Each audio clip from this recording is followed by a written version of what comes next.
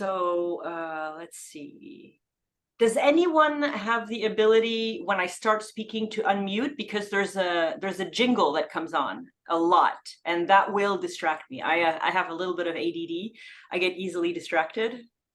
I can unmute if it's me. I can definitely. No. Oh, I don't know if it's. I don't know. I can mute. Oh, okay. You said unmute or mute? When I start speaking, is there a possibility for everyone to mute themselves? That would be just wonderful. Yeah, I think that would be great. Yeah. Okay, so I wanted to say before I start, and before we start with a prayer, that today is the anniversary of Shoghi Effendi's passing. Yes, I did know that. The guardian of the faith. So maybe we'll be thinking of him in our prayers, and especially of his visionary prognosis for the state of the world and how things would continue. Ooh, that's that ding again. Continue That ding, the ding usually says that something's coming on. Yeah, that's okay. It just interrupts my train of thought immediately. So can we have a prayer? Will somebody like to say a prayer?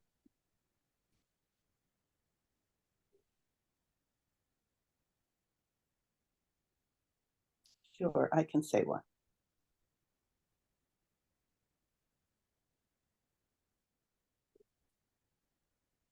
This is for protection, but truly it's for protection of the world. Yes. Praise be to thee, O Lord my God. Thou seest and knowest that I have called upon thy servants to turn nowhere except in the direction of thy bestowals, and have bidden them observe naught save the things thou didst prescribe in thy perspicuous book, the book which hath been sent down according to thine inscrutable decree and irrevocable purpose. I can utter no word, O my God, unless I be permitted by thee, and can move in no direction until I obtain thy sanction. It is thou, O my God, who hast called me into being through the power of thy might, and hast endued me with thy grace to manifest thy cause.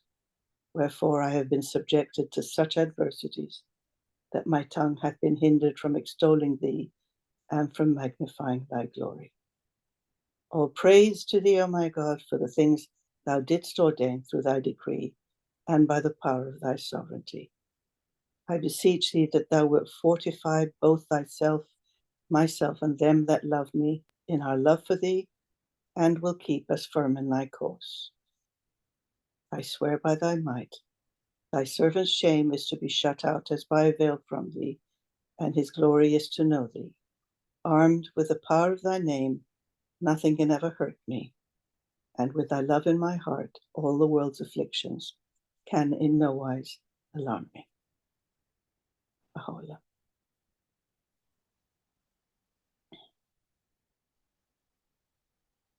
Thank you very much. It's a very beautiful prayer. Jamile. That's my sister. Oh, wonderful. Welcome. Can you see my screen? Yes, how Baha'u'lláh recreated the Bábí community of Baghdad. Wonderful. Thank you so much. Yes. I have a confession. This is my favorite period in Baha'u'llah's life. It is also my favorite talk of the 50 talks I've given. Oh, no, that ding. What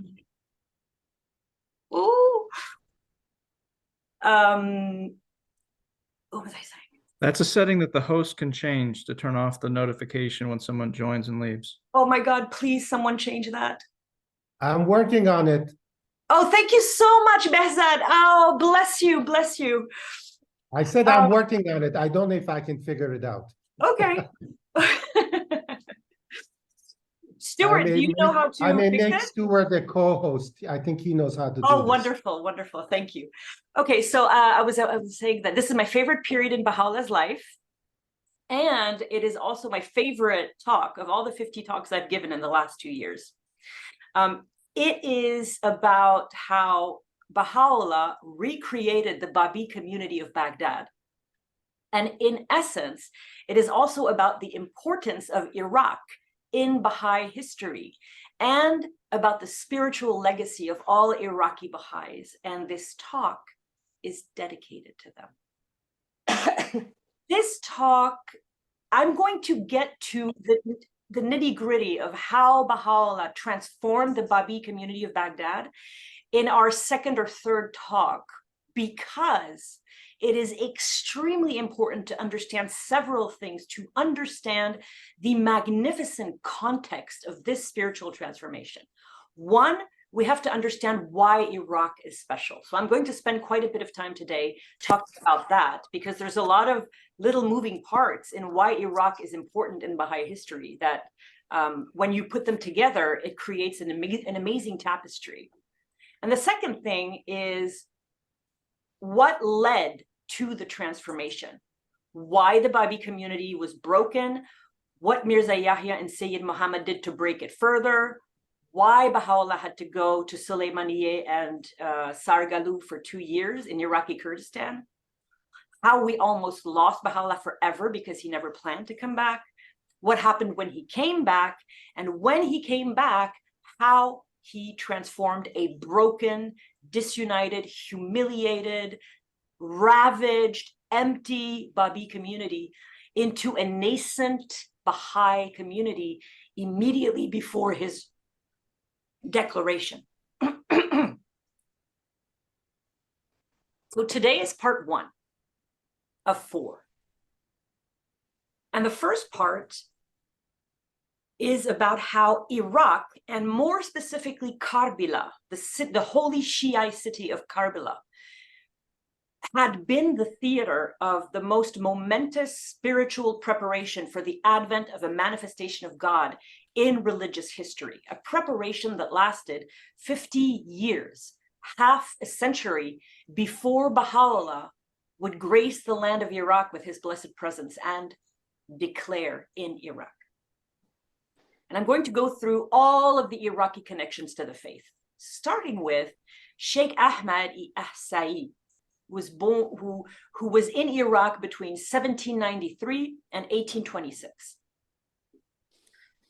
So Sheikh Ahmad-i Ahsa'i was born in 1753 in Saudi Arabia, in a town called Ahsa'i. He was a visionary, and he was described by Abdul Baha as a resplendent star, and by Shohi Effendi as a luminary, as well as the herald of the Bábí dispensation. Sheikh Ahmad had felt this great divine calling to regenerate Shia Islam, just that. And so he left Saudi Arabia for the holy cities of Najaf and Karbala, these scholarly cities of Shia learning, because he needed to have standing. And he completed his theological training and became a very highly respected mujtahid. He began preaching and guiding his disciples on the near advent of the deliverer of the latter days, the promised Qaim of Islam, and the Mahdi, something he continued to proclaim during his 16 years in Persia, when he met the young Sayyid Kazim Irashti, whom upon meeting him, he immediately declared him his successor. And of course, Sheikh Ahmad was in Persia when both the Bab and Baha'u'lláh were born. The next connection is Sayyid Kazim Irashti, who was active in Karbala between 1826 and 1843. A short time before his death in 1826, Sheikh Ahmad left Karbala for the last time and fully disclosed to Sayyid Kazim the secret of his mission. He warned him that time was short and that he needed to prepare their disciples for the coming of the promised one, which was imminent.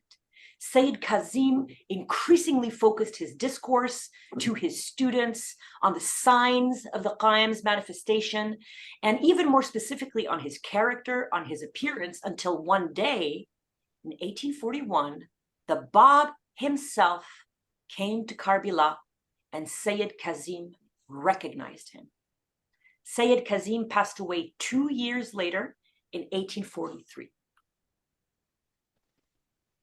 The Bab was in Iraq as well in 1841. After spending 6 years in Bushir as a merchant, the Bab left and traveled to Iraq to perform what is called the Atabat. It's a Shia pilgrimage to the shrines of the 6 imams that are in Iraq. We don't know if he went to all 5, 6 cities, but one morning in Karbala, shortly after his arrival, Sayyid Kazim, unwarned and unprompted, went in the early dawn to meet the Bab. They arrived with Sayyid Kazim and a disciple arrived at the house where the Bab was staying, and the Bab was outside, standing at the door, wearing a green turban, with an indescribable expression of humility and kindliness on his face. The Bab quietly approached Sayyid Kazim and lovingly embraced him. Sayyid Kazim expressed profound reverence towards this youth, receiving his expressions of affection and respect speechlessly, with his head bowed. The Bab offered Sayyid Kazim a delightful drink and met Sayyid Kazim one more time when he was present during one of his lectures. At that lecture, Sayyid Kazim made it clear to his disciples who was present, and he even pointed to a ray of sunlight that had fallen on the Bab's lap, but no one was able to understand his direct reference. Tahireh became a follower of Sayyid Kazim during the 13 years she lived in Iraq. In her youth, with her husband and her 2 children were born in Iraq. But she hadn't met Sayyid Kazim. So when she returned to Ghazvin in 1841, her new Shaykhi beliefs became a source of conflict for the family. In 1843, 2 years after returning with her husband to Ghazvin, she left for Iraq again. She told her family she was going to perform the Atabat, and she was accompanied with her sister and her sister's husband. But her real purpose was she wanted to meet for the first time Sayyid Kazim, her teacher. Tragically, Tahireh arrived in Karbala 10 days after Sayyid Kazim's passing. But she formed a very strong bond with Sayyid Kazim's widow, and his widow provided Tahireh with all of Sayyid Kazim's unpublished manuscripts. She lived in Sayyid Kazim's house, and she took up his classes to his disciples, a woman teaching men from behind a curtain. It was during this time, when she was teaching these classes to Sayyid Kazim's students, that she saw the Bab in a dream, and she accepted him from that dream. When Mullah Hussein returned from his mission in Iran that Sayyid Kazim had sent him on, he found that Sayyid Kazim had died. And when a group of Babis followed Mullah Hussein, who had left for Persia, Tahireh gave her brother-in-law a message for the Bab, telling him she had accepted him.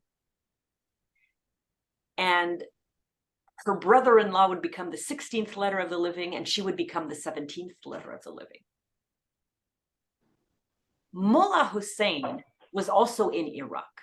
He had studied under Sayyid Kazim for years between 1835 and 1843. And he was Sayyid Kazim's most faithful disciple. He was a man of intense determination, and he had an unquenchable thirst for learning. He never rested. Mullah Hussein returned to Karbala 11 or 12 days after Tahireh, so 3 weeks after Sayyid Kazim's passing. When he learned that Sayyid Kazim's last words to his disciples had been for them to scatter and find the promised one, he did exactly that. At the end of February 1844, after having spent 40 days in prayer and meditation in an old mosque, he left Karbala for Persia with his brother and his nephew. Baha'u'lláh was in Iraq 2 years before his exiles. Between 1851 and 1852, he spent 8 months in Iraq after the prime minister of Iran suggested, after the martyrdom of the Bab and things were very shaky in Persia, he suggested to Baha'u'lláh, who was the most visible and prominent Bábí leader, to leave Persia for a time, and Baha'u'lláh went to Iraq for 8 months. He spent 8 months in Karbala teaching and deepening the isolated Bábís there, visiting the holy cities of Iraq, and many of the Bábís who attained Baha'u'llah's presence during these 8 months became very devoted to him, including several who would die as martyrs. Baha'u'lláh was deeply engaged in spreading the Bábí teachings and reinforcing the foundations of the local Bábí community. A proclamation that was so intense, it recalled the early days of his acceptance of the faith, when after reading a single page from the Bab's Qayyum al-Asma, he had left immediately, leaving his 2-month-old baby, Abdul Baha, and his wife Asiya Khanum in Tehran, and gone into proclamation in the province of Noor. Of course, Iraq is the place of Baha'u'llah's first exile. That is what it is most known for. But there are two things that are very central to this presentation, is that the first exile of Baha'u'lláh to Iraq differs from his 3 other exiles to Istanbul, Edirne, and Akka in 2 main respects.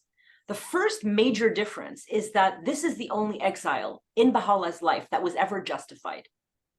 Bábís had tried to assassinate the Shah, granted with a pellet gun, but still they tried to harm him.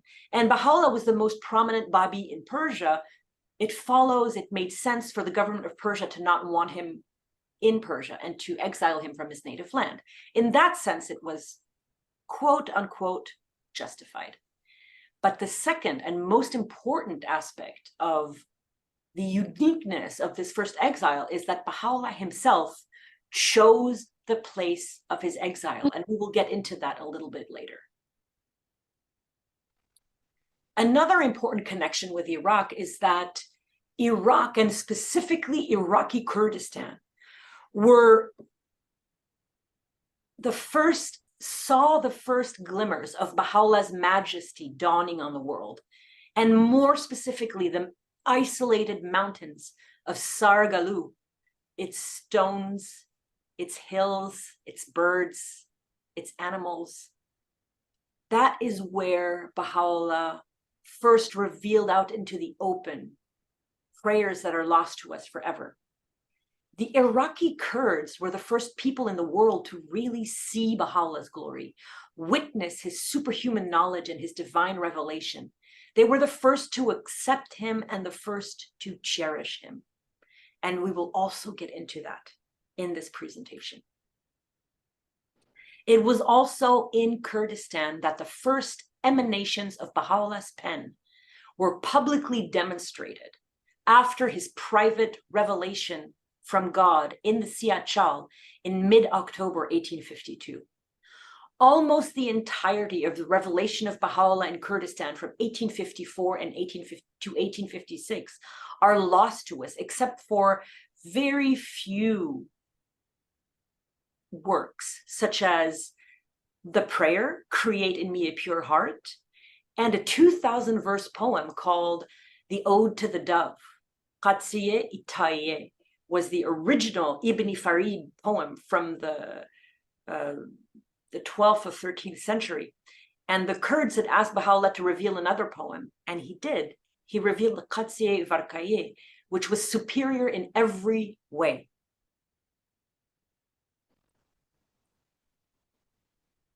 Iraq was also where the first real Bábí community came into existence after Baha'u'lláh returned from Sulaymaniyeh.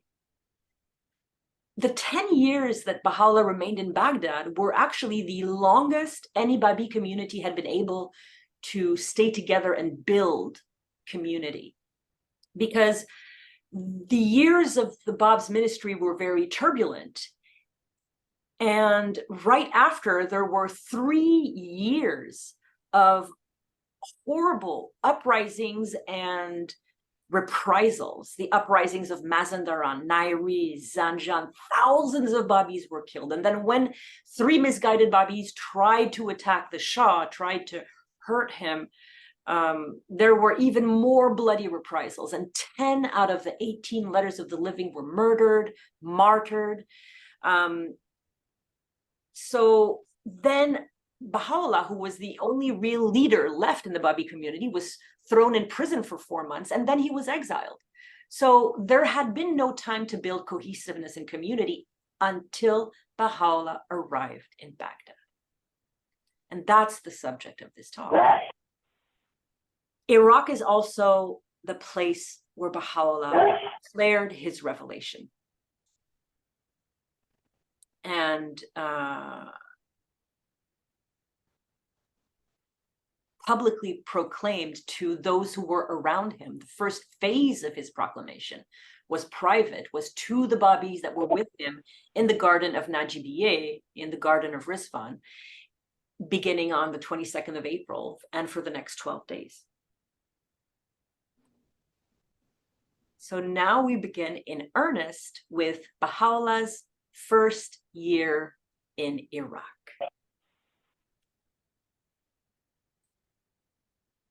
On 8 April 1853, Baha'u'llah's arrival in Baghdad.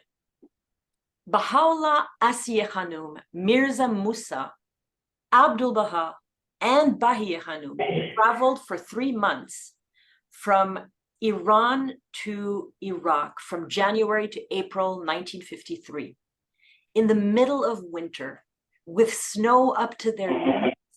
Oh, I'm so sorry. Can everybody please mute themselves? Is it possible? I'm so sorry. I can't, but Please. I'm not making any noise. Thank you. I am so sorry. Is it possible? Thank you very much. So the Holy Family traveled with snow up to their knees over 1,000 kilometers, 600 miles in steep mountainous terrain. During the journey, Baha'u'lláh was still so ill from his imprisonment in the Siat Shal that eating was very difficult for him. And Asiye Khanum was in the early stages of her 5th pregnancy in this awful, awful winter journey. But all of that was nothing compared to what was awaiting Baha'u'lláh in Baghdad. Between 1850 and 1853, the Bábí faith had almost completely disappeared. The Bab was martyred in July 1850. The Bábí community was widely massacred in 1849, 1850, and then further decimated in the summer of 1852 as retribution for the attempt on the life of the Shah. During this time, the one who had been designated by the Bab to be his nominee, Mirza Yahya, was so scared he was in hiding for 3 years. Baha'u'lláh, the fountain of guidance and unity for the community, had been first imprisoned and then exiled. The Bábís were completely leaderless and lost. Nabil stated that the fire of the cause of God had been well-nigh quenched in every place. I could detect no trace of warmth anywhere. The situation was even worse in Iraq because it was isolated compared to Persia. Baha'u'lláh himself testified in a tablet to his cousin Maryam of the state of the Bábí community when he arrived in Baghdad. Upon our arrival in Iraq, we found the cause of God sunk in deep apathy and the breeze of divine revelation stilled. Most of the believers were faint and dispirited, nay, utterly lost and dead. Before we cover the betrayal of Baha'u'lláh in Iraq in that first year, I'm going to devote the remainder of this section to the presentation of Baha'u'llah's first year in Iraq, dwelling on his majesty and grandeur, which are directly correlated to how much Mirza Yahya and Sayyid Muhammad made him suffer for it during that same year. from 1853 to 1854.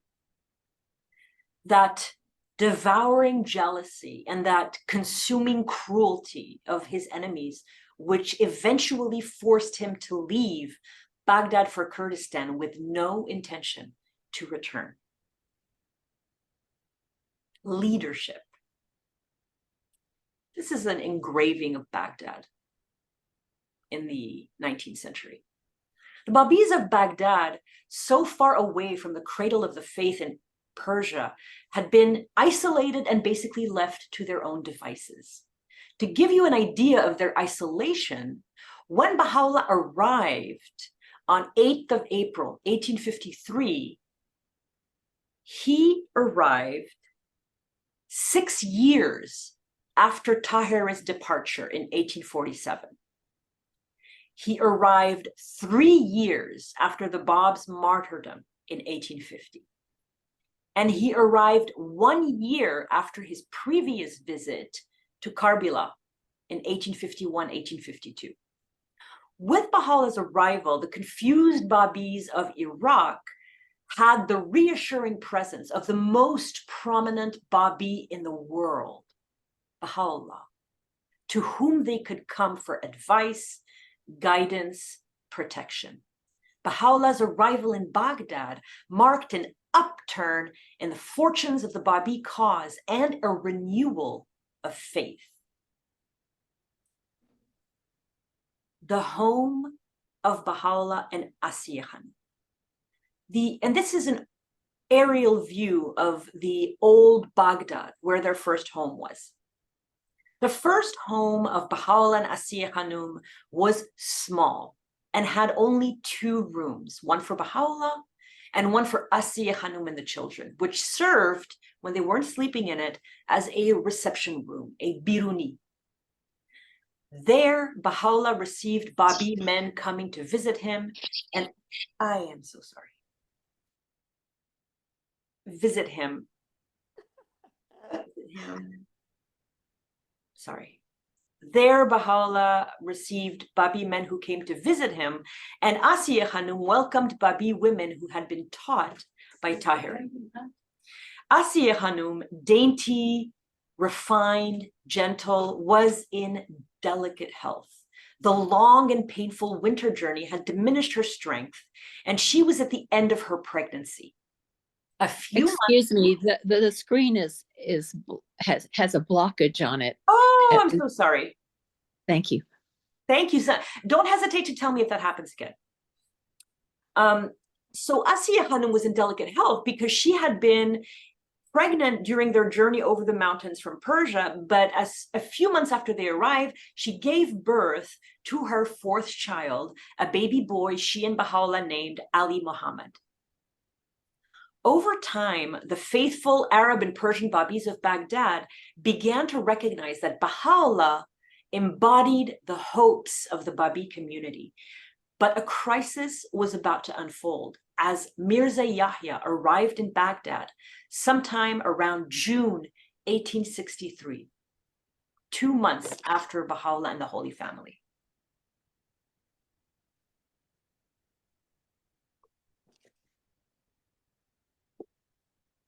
Majesty. When Baha'u'lláh arrived in Baghdad, he alone and those immediately close to him, such as Asiya Khanum, knew that something in his being had changed while he had been imprisoned in the Siyachal. Abdul Baha, during these early months in Baghdad, immediately recognized the divine station of his father and threw himself at his feet.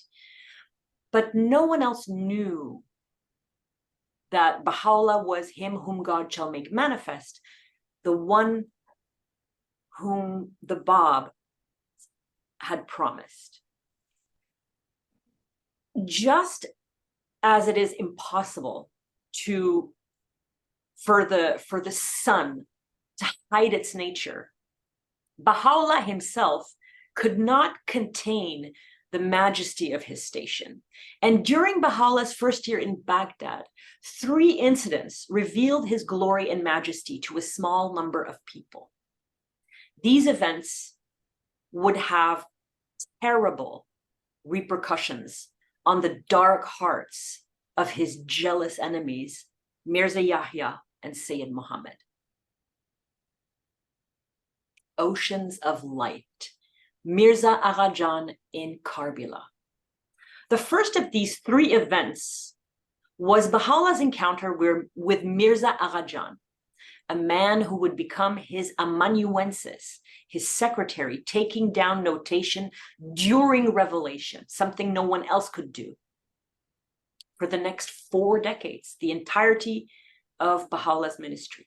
Mirza Agha Jan was a 16-year-old Bábí with an elementary level education.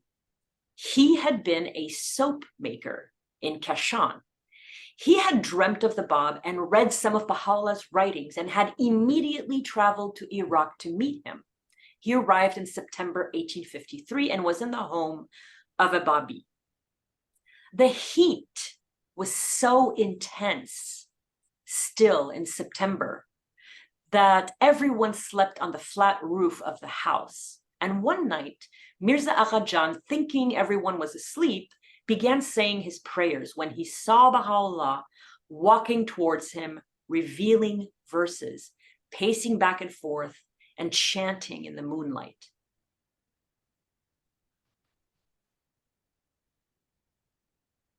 Mirza Agha Jan began to see spiritual worlds unfold before him, and he recalled, with every step he took and every word he uttered, thousands of oceans of light surged before my face,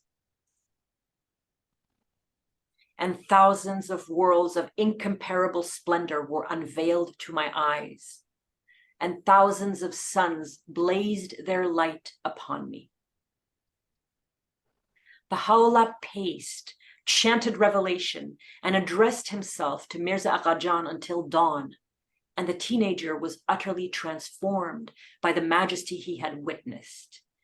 Baha'u'llah would later call Mirza Agha Jan the first to believe in him, and bestowed on him the title Khadimullah, servant of God, instructing him not to reveal what he had seen and knew to be the truth.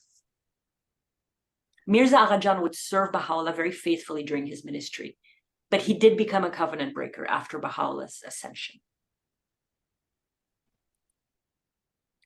Supremacy. In Kazimine, the Badi language. The second event demonstrating Baha'u'llah's majesty in his first year in Iraq took place when Baha'u'llah visited the city of Kazimine, famous for the twin shrines of the 2 imams of Shia Islam. During his visit to Kazimine, Baha'u'llah chose to disclose a tiny, microscopic, infinitesimal degree of the splendor of his revelation to Mirza Agha Jan and 2 Bábís. Baha'u'llah asked his host in Kazimine if he would like to hear the Badi language, Badi meaning unique. It was a language used by the inhabitants of one of the worlds of God in the Abha kingdom. Then Baha'u'llah began to chant in that spiritual Badi language, which Mirza Agha Jan described as having a wonderful effect on the listener. Baha'u'llah later told his host in Kazimine, Haji, you have heard the Badi language and witnessed God's supremacy over his worlds. Render thanks for this bounty and appreciate its worth. Glory, the Lahe Kurutam, the tablet of all food. Haji Mirza Kamaluddin was a knowledgeable Bábí from Iráq, Persia, and he had traveled to Baghdad to meet Mirza Yahya, the nominee of the Bab.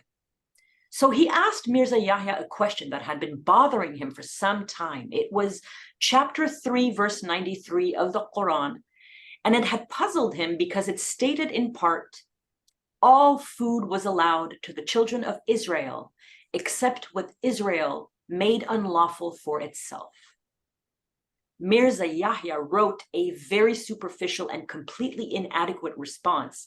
And Haji Mirza Kamaluddin was so disappointed that he turned to Baha'u'lláh and asked him to elucidate the verse. This would also cause great problems for Baha'u'lláh, because Mirza Yahya never forgave him for this. In response to Haji Mirza Kamaluddin's question on this verse from the Quran, Baha'u'lláh revealed a tablet in Arabic called the Lawh-e Tam, the tablet of all food, one of the first emanations of Baha'u'llah's pen in Iraq. Baha'u'llah's tablet was so majestic, so glorious, so brilliant, so exceptional, that it filled Haji Mirza Kamaluddin with a new spirit, and he instantly recognized the station of Baha'u'lláh. Baha'u'lláh encouraged him to share the tablet with friends in Iraq, but never to speak and never to disclose the truth that he had seen about Baha'u'llah's station.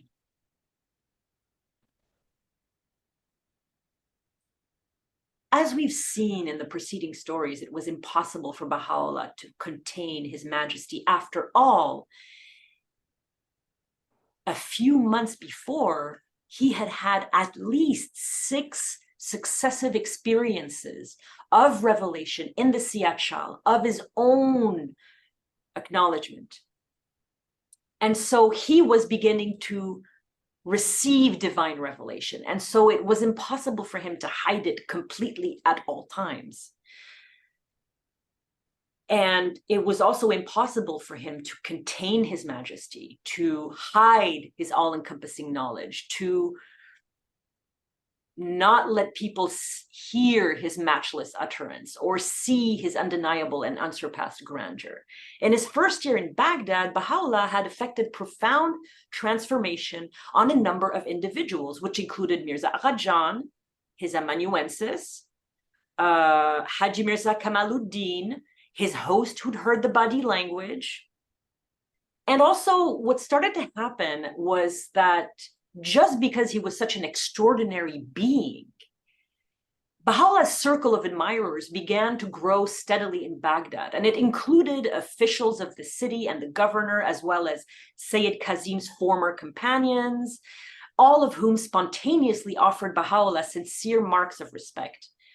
All of these examples of Baha'u'llah's leadership, majesty, and supremacy, as much as they were manifestations of Baha'u'llah's station, they were distorted in the hearts of his enemies, and they became fuel and fodder for their hatred, their rage, their jealousy, their scheming, and their plotting. Part 3, the betrayal of Baha'u'lláh. Mirza Yahya. 2 months after Baha'u'llah's arrival, the 19-year-old Mirza Yahya, the nominee of the Bab, arrived in Baghdad around June 1853 and established himself on the street of the charcoal dealers in a rundown neighborhood of Baghdad. Mirza Yahya donned a turban, adopted a new name, as was his habit, and he was called Haji Ali Lasfrush, and he went about his trade. Mirza Yahya was still in a state of panic, and he was very paranoid. This is one of his lifelong characteristics. He was terrified of being recognized as the nominal leader of the Bábí community, and he threatened to excommunicate any Bábí who recognized him publicly or greeted him in the bazaars of the city. Mirza Yahya was a coward and a gullible man, but he had been chosen by the Bab as his nominee, as a symbolic figurehead, leader of the Bábí community, because he was closely related to Baha'u'lláh, his half-brother, and because his nomination would, for at least a few years, it was the hope of the Bab, divert attention away from Baha'u'lláh, who was the true successor of the Bab. Mirza Yahya, however, he was in hiding for 3 years after the martyrdom of the Bab. So the plan did not work because Baha'u'lláh was left as the only visible Bábí. The nominee had hidden, and he was supposed to be the distraction, and all the attention was now focused on Baha'u'lláh. So upon Mirza Yahya's arrival in Baghdad, Baha'u'lláh instructed him to return to Iran because he was not bound by the decree of exile. And he said, you're the nominee of the Bab, return to Iran and be there for the community. But he refused to go, never left. Sayyid Muhammad, his full name, Sayyid Muhammadi Esfahani from Esfahan, had completely failed in his theological studies in his hometown of Esfahan. So he had emigrated to Karbala, Iraq, filled with shame and remorse, and he'd become a Bábí. Immediately after the Bab's martyrdom, Sayyid Muhammad began showing signs of a shallow faith and weak convictions, and he began to take advantage of the deteriorating situation in the Bábí community in Iraq. When Baha'u'lláh came to Iraq in 1851, 1852, he was showered with so much reverence, love, and admiration on the part of the distinguished Bábís of the city that Sayyid Muhammad began to develop an irrational, insane jealousy towards him that was only exacerbated by Baha'u'llah's kindness towards him. Sayyid Muhammad was an inordinately ambitious man, very uncontrollably jealous and blindly stubborn. He was a master manipulator, and he pulled Mirza Yahya's strings like a puppet and led him astray. Sayyid Muhammad Isfahani would live down in the history of the Baha'i faith as the Antichrist of the Baha'i revelation, a title given to him by Shoghi Effendi. For his part, Baha'u'lláh would later describe Sayyid Muhammad as the source of envy and the quintessence of mischief. By 1853, Sayyid Muhammad was plotting mischief in Karbala and promising Mirza Yahya, his counterpart in Baghdad, unchallenged leadership of the Bábí community. The two men, like evil twins, began systematically sowing dissension in the Bábí community that had gathered around Baha'u'lláh in the first year of his arrival to Iraq. After the devastating series of persecutions that were heaped on the Bábí community in 1849, 1850, and in 1852 by its external enemies, the government of Persia, Mirza Yahya and Sayyid Muhammad would take over and unleash an even more duplicitous, devious, damaging series of devastations on the faith of the Bab from the inside. Discord. By 1853, when Mirza Yahya arrived in Baghdad and Sayyid Muhammad was already established in Karbala, the confused state of the Bábí community of Iraq was primed for them to exploit it to their nefarious advantages with unhinged audacity. Mirza Yahya began claiming that he was not just the nominee, but the successor, the rightful successor of the Bab. He brandished his titles of Miratul Azaliye, everlasting mirror, Subhi Azal, the morning of eternity, and Ismul Azal, the name of eternity. Sayyid Muhammad encouraged him from Karbala and exalted Mirza Yahya to the rank of the first among the witnesses of the Bayan. They began inventing titles. The two men's actions endangered the prestige of the Bábí faith and threatened its future. Baha'u'lláh, who could not yet share the secret of his divine revelation in the Siyat Shal, nonetheless had words of warning for the Bábí community of Baghdad. He told them, the days of tests are now come. Oceans of dissension and tribulation are surging, and the banners of doubt are in every nook and corner occupied in stirring up mischief and in leading men to perdition. Jealousy. Baha'u'llah's glory and majesty in his first year in Iraq, which we just looked at, stood in very stark contrast to Mirza Yahya's own standing in the Baha'i community. Since coming out of hiding, Mirza Yahya had undermined himself over and over and over again, and in more ways among the Bábís, with his shallow knowledge, his cowardice, his paranoia, his constant disguises and new names, and unflattering reports on his character. Sayyid Muhammad saw the advantage of this cleavage between the reputations of Baha'u'llah and Mirza Yahya, and he exploited it and carefully and conscientiously crafted a permanent breach between Mirza Yahya and Baha'u'llah.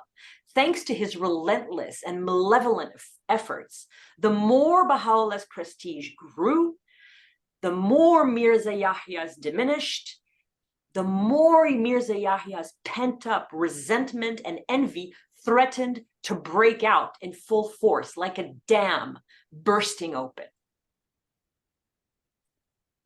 Attacks. By 1854, 1 year after Baha'u'llah's arrival in Iraq, Mirza Yahya and Sayyid Muhammad had built up a clandestine opposition to Baha'u'llah in Baghdad, which aimed at sabotaging his efforts, frustrating his plans to revive the Bábí community of Baghdad, and undoing everything he tried to do. Mirza Yahya and Sayyid Muhammad made insinuations. They planted seeds of doubt in the minds of the hearts of the Bábís. They hinted that Baha'u'llah was not the lawful leader of the community, that he overthrew laws proclaimed by the Bab, that he wrecked the Bábí faith. They indirectly criticized, challenged, and misrepresented Baha'u'llah's writings, and even set in motion plans to hurt him physically, but the plan fell apart.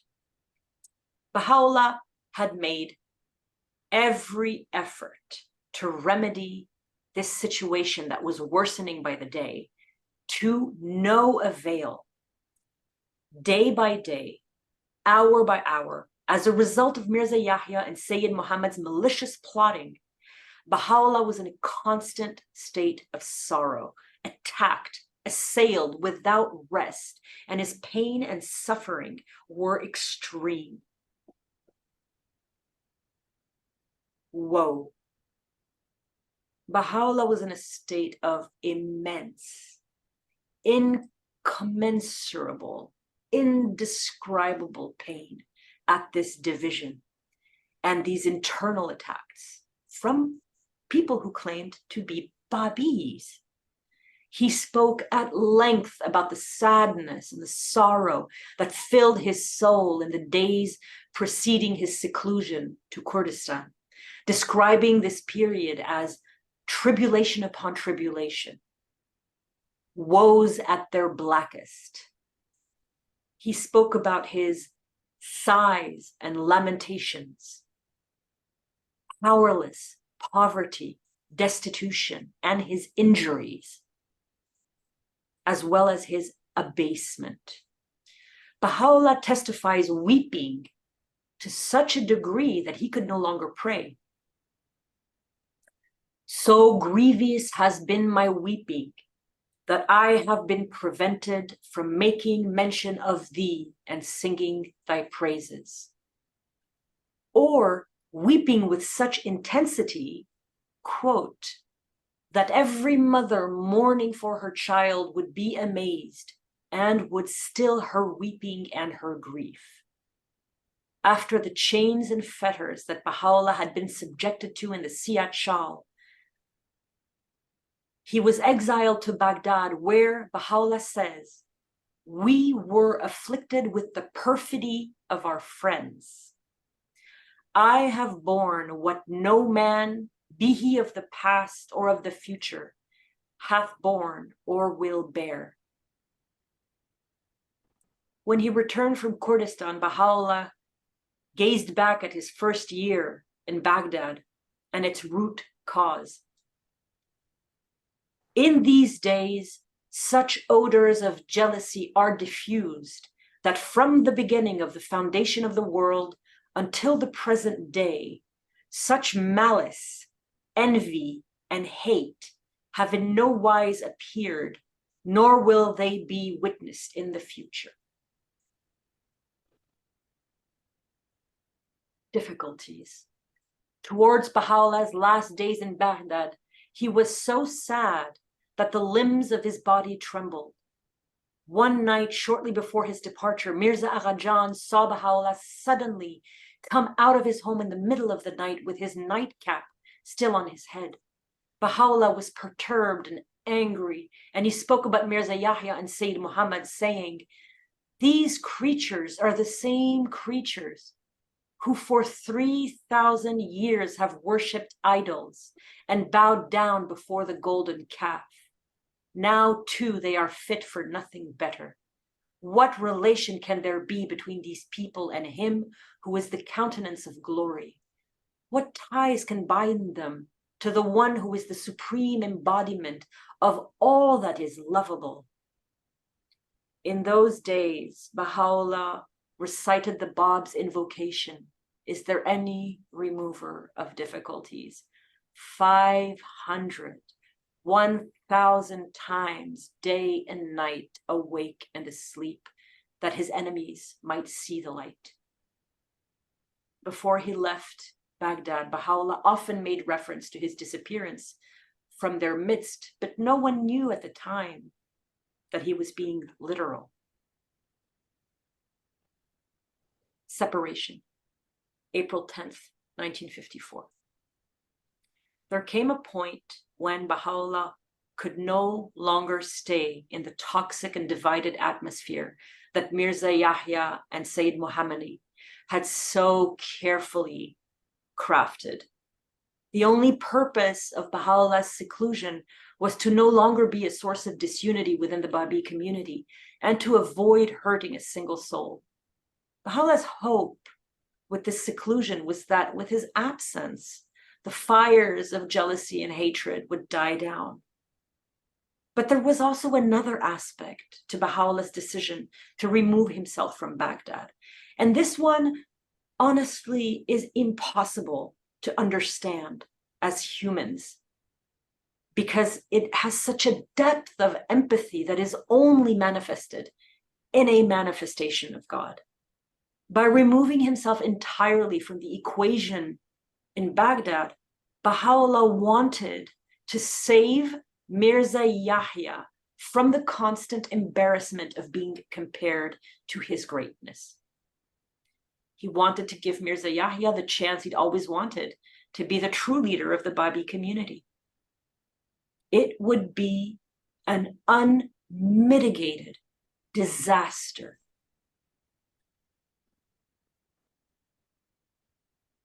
No return. It's very, very important to remember that this was the most dangerous moment in the entire history of the Baha'i dispensation. We almost lost Baha'u'llah forever. At the time that he left Baghdad, Baha'u'llah had no plans to ever return to the Bábís. Ever. Baha'u'llah, when he left Baghdad on the 10th of April, 1954, was leaving forever. In his own words, our withdrawal contemplated no return, and our separation hoped for no reunion. Before leaving Baghdad, Baha'u'llah commanded the Bábís to treat Mirza Yahya with respect and consideration, and offered his half-brother the hospitality of his home and the Holy Family. And then, on the morning of April 10th, 1954, Baha'u'llah vanished.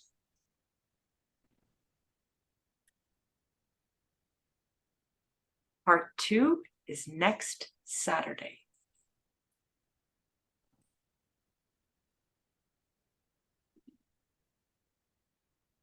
think we have some time for questions. Please unmute yourselves. I would love to hear from you.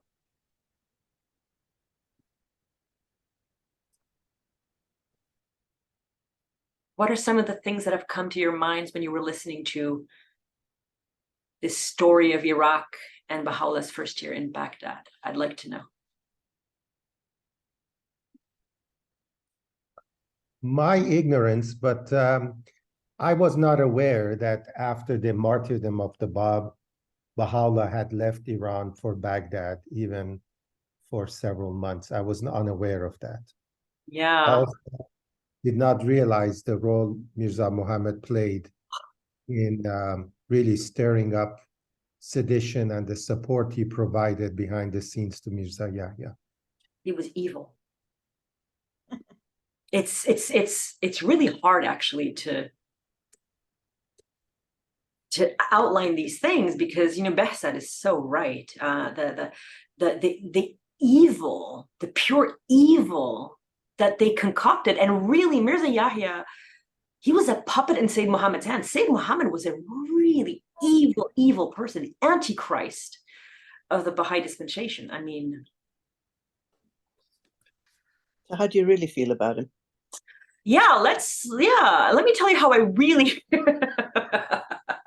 but I agree with Behzad. When I found out, when I was writing this all came out of the chronology of the life of Baha'u'llah that I wrote. And when I realized that Baha'u'llah left Iran for 8 months after the martyrdom, I was very surprised. I was extremely surprised. I did not know that. One of the things that I didn't mention is that while he was away, his first son, who was 4 years old, Ali Muhammad, he had 2 children called Ali Muhammad. His third child, right before Mirza Mehdi, was called Ali Muhammad, and he died while Baha'u'llah was in Karbala. He died while Baha'u'llah was away. And his 5th child, also named Ali Muhammad, died while Baha'u'llah was in Kurdistan. So that's very sad.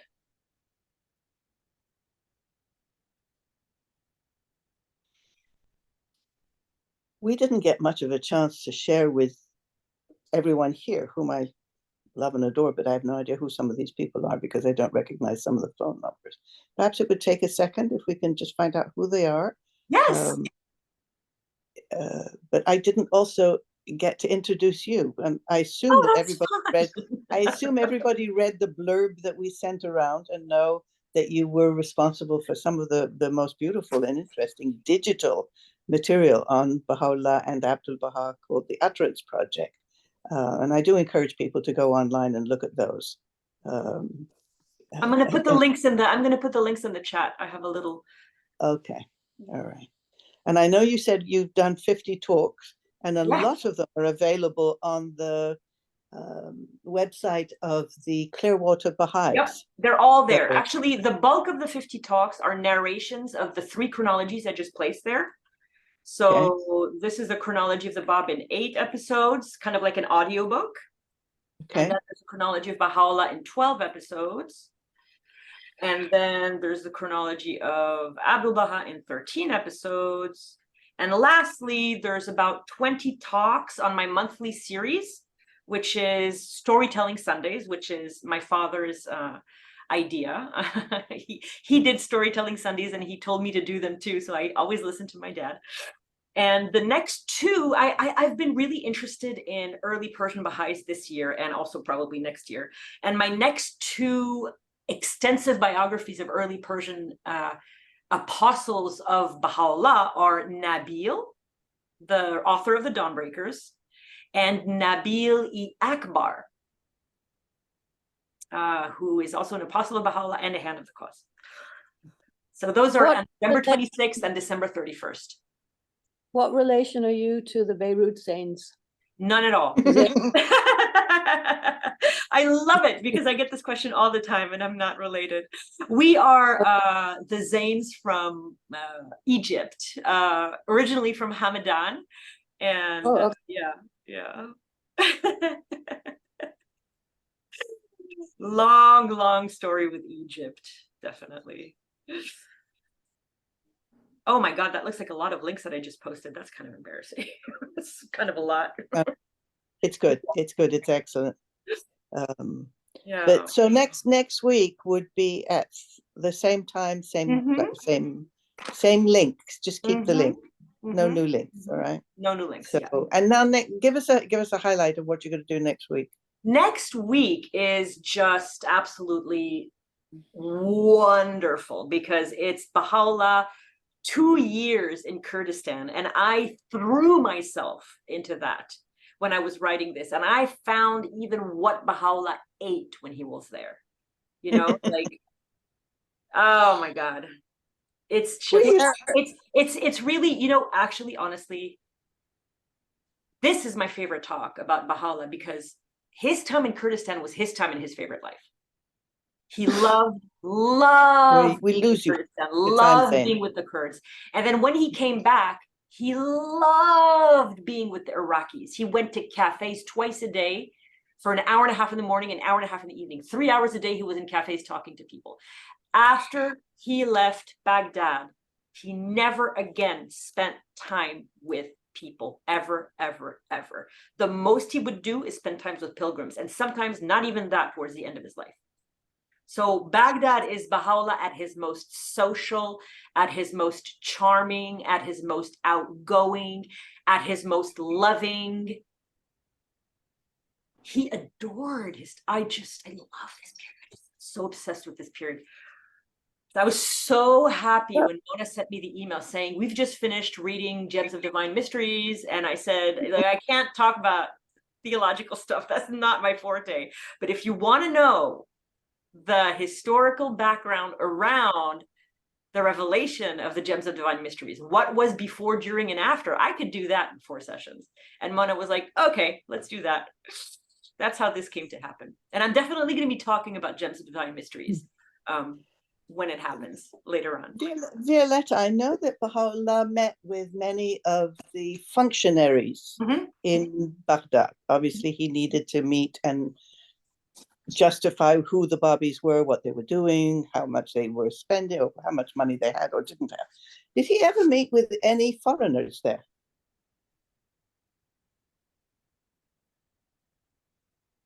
You mean as in white foreigners? Well, French, Germans, I suppose a few British. You know, we always say, oh, Edward Granville Brown was the only Westerner he met. That is absolutely not true, because he met Russians when he was in Iran. The Russian minister offered him the asylum of Russia, and Baha'u'lláh said, nope, I want to go to Baghdad. And then when he was in Gallipoli, 3 ambassadors from Britain, somewhere in Russia, came to offer him to let him escape from Gallipoli, and Baha'u'lláh said, nope, I'm going to Akka. And then when he was in Akka, he met an English general, and so he met a lot of Westerners. Edward Granville Brown is the only one who spoke to him and wrote down what he said. It's not the only Westerner that Baha'u'lláh ever met. Yes. Hold on. Let me just look real quick at the chronology. I think he did meet a Westerner in Baghdad. Let me just. Yes, well, I mean, not a nice guy. I mean, does it have to be a nice guy? He met not a nice guy. There was one governor who was, he was originally from Eastern Europe, and he wanted to point a cannon to Baha'u'llah's house. I'm not sure if Baha'u'lláh met him, but let me just look and see. I distinctly remember. Okay, so this guy's name, between 1858 and 1859, he was a governor in Akka. Oh, actually, I can show you his picture. Let me just go back and share again. Share. So Baha'u'lláh was in 40, would he? There you he go. was born So this guy in the middle here, he was Umar Pasha. His original name was Michael Latas. He was originally from Umar Pasha. Croatia. He was Austrian Croatian. I don't think he actually met Baha'u'lláh, but I think that there's this is the governor of Iraq. That's not it. Maybe not. It's not impossible, I'm going to say, because there were so many people in Baghdad at that time. That's not here. Oh, yes. The British Consul General. The British Consul General in Baghdad, Colonel Sir Arnold Burroughs Kemble, began a correspondence with Baha'u'lláh and offered him British citizenship and safe passage to India or any other destination he wished. He called on Baha'u'lláh in person, perhaps the first Westerner ever to meet Baha'u'lláh, and offered to convey a message to Queen Victoria, but Baha'u'lláh declined all his offers and chose to remain in the Ottoman Empire. I knew there was one. Thank you. You're welcome. Could you possibly speak a little bit more about the prayer, Create in Me a Pure Heart? You know, we've heard different things about that prayer. Okay, tell me what you've heard. That it wasn't authoritative from one source, and I don't call it source, but no, that's not and one then- of the ones that's not authoritative. There are 7 prayers that are not authoritative. The ones that I remember are Unite the Hearts of Thy Servants, Refresh and Gladden My Spirit, the Midnight Prayer. Create in Me a Pure Heart is authentic, 100% authentic. And could you tell us a little bit more about its revelation? You Not said really. it was very early. I know 2 things about this prayer. And that is all that anyone knows about this prayer, really, except for the people who work in the Center for the Study of the Texts. The one thing is that it was revealed between 1854 and 1856 by Baha'u'lláh while he was in Kurdistan. And it was one of the prayers that he brought back in his satchel when he returned home. The other thing we know about this prayer is that Abdul Baha found the prayer, and when he first read it, he wept openly. Those are the only 2 things I've been able to get about this prayer. Interesting. And you commented that you commented on several other prayers that have been noted as not authoritative, and you Yes. agree with that? Oh, I don't. It's not a question of agreeing. It's a question of. Well, I mean, your evidence proves that. Oh, I can send it. I can send you the evidence if you want. I can send you the. There are memorandums from the House of Justice that basically the issue with all these prayers is exactly the same issue. Is that there is no Arabic or Persian original inside the vaults of the Center for the Study of the Texts. The way that a Baha'i prayer or a tablet is considered original, if the Center for the Study of the Texts has an original in the handwriting of Mirza Agha Jan, of Abdul Baha, of Baha'u'lláh, an original tablet. And then they can say this is authoritative, you know? Like if you've seen copies of the tablets of visitation in Abdul Baha's hand, or the tablet of the Holy Mariner, the Surah of Command, the Kitabi Ikan, all of those we have originals. Sometimes more Right. than original. But these tablets, they were basically published in Star of the West, and there is no original paper from Abdul Baha and Baha'u'lláh that is original from which it was translated. They were either taken down, or they were from Ahmad Sohrab, or they were, we don't know where they come from. And because we don't have an original of the Arabic and Persian in the Center for the Study of the Texts, they might very well have been written by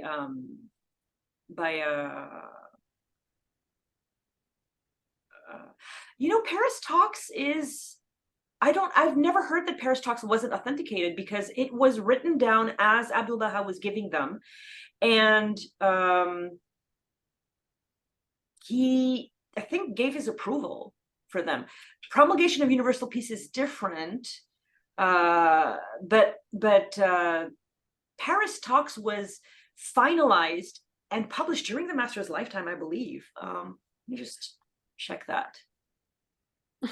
Promulgation of Universal Peace is a little bit different in the way that it was done, because Lady Blumfield and her daughters were at every single one of Abdul Baha's morning talks in Paris when he was in 4 Rue de Camoin, right next to the Eiffel Tower, and they were writing it down right away, and then they were like just putting it down, and they were with him the whole time. So if they had questions, they could clarify with him. Universal Peace is, promulgation of Universal Peace is slightly different. Let me just look at that. Paris Talks. Okay, no, I take it back. Yeah, did not read or authenticate the transcripts of his talks in Paris. I am confusing it with 2 books, which was Some Answered Questions and also Eslamont's Baha'u'lláh and the New Era, which Abdul Baha edited. Thank you very much, Roya. That's wonderful. I love getting links like this. Thank you very much. Yep. I'm gonna look on our website because I remember that Adib put up a whole thing about these prayers. Let me get that right now. I know exactly where it is. It's going to take me 2 minutes. Our resources, frequently asked questions.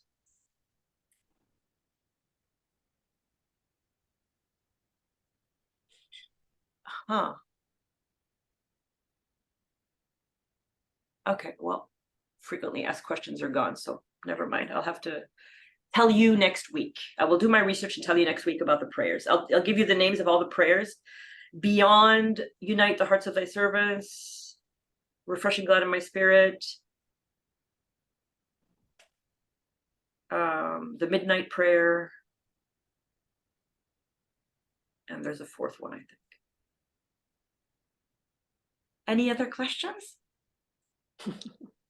I find it very intriguing that when he left for Suleymaniye, he didn't contemplate coming back. Yeah. That's pretty mind-boggling. Yep. I agree with you 100%. So he came back because Abdul Baha sent someone to get him, right? Nope. Because when Abdul Baha sent someone to get him, the guy got there and he said, "I've come to take you back." And Baha said, "I'm not coming." Saying, "I'm not coming." And then God changed his mind, which is, it's kind of like the point of next week's talk, but I'm going to tell you anyway. It's amazing that a manifestation of God made a decision. I am not going back. And then God imposed his will on the manifestation of God, who then changed his mind and went back because God told him to. That's what happened. But I'm going to go into more detail next week. I'm just throwing that out to get you to come back next week. I don't think you have to worry about that one. I am imposing my decision on Richard not to ask any more questions. Baghdád has a great sense of humor. I could tell already. Yes, he does. That's Yes, he does. fantastic. Well, I just want to thank you all for inviting me, because nothing brings me more joy than talking about this period of Baha'u'llah's life. I love it so much. I wish that's the only thing I could talk about, really, but life doesn't work that way. So I'm glad I have the opportunity to revisit this with you. Just one last quick question. How large was the Bábí community? 30 at the time? people. Seriously? That's all? 30, 40 people. That's it. All of this are just 40 people. Yep. That's from Hand of the Cause, Mr. Balyuzi's book, King of Glory. 30 to 40. Violetta, I have a question. Yeah. You said you were recording this. How does somebody who wasn't able to participate today get that recording? Yeah, that's a great point. Hey, Baghdád, do you have a YouTube channel or something? No, I don't have a YouTube channel. Okay, so why don't I'm going to create a new YouTube channel for myself, where I'm going to put talks that I don't do on Clearwater. So give me a couple hours to create this. And who is the one sending emails to the group? Mona? Mona, but the link is always from Baghdád. Okay, But great. yeah. So Baghdád, I think I have your email and Mona's email. Once I've created the YouTube link, I'm going to upload this video and I'm going to send it to you, and then you can share it with everyone. And my people, I'll send it to you. I got you. And Violetta, is it okay that this Zoom meeting allows up to 40 participants? We are at 21. Yeah. Is it okay if the friends share it? I think if others want to join us. I can, if you don't mind sharing, if you don't mind changing the link. I can organize it on my Zoom. I have about 200 people can come to mine. So that way you can share it with all your friends. You don't have to worry. Okay, let's do this. Let's see how many people show up next time. Mhm. And if we are approaching 40, then we'll switch over to a Zoom invite from you. Okay, Since the Zoom invite has already gone out, I hate that's to. wonderful. That's a Thank you. great idea. That way we have a backup. There you go. And that way we can also ask questions without worrying about 200 people also trying to ask questions. Yeah, that's true. Okay. Okay. All right. Well, then I'm going to go create a new YouTube channel. I'm going to figure out what to call it. Just by the way, where are you? I live in Congo, Central Africa. Congo, Brazzaville? Yes. Congo?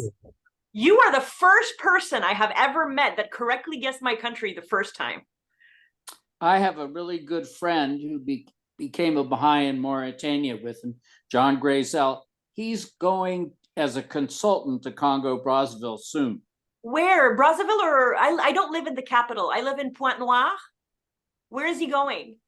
I'm not sure. He's going as a consultant. Okay. He's with USAID, so I suspect the capital to start with. Okay. I'm gonna pause the recording so we can have this conversation in private.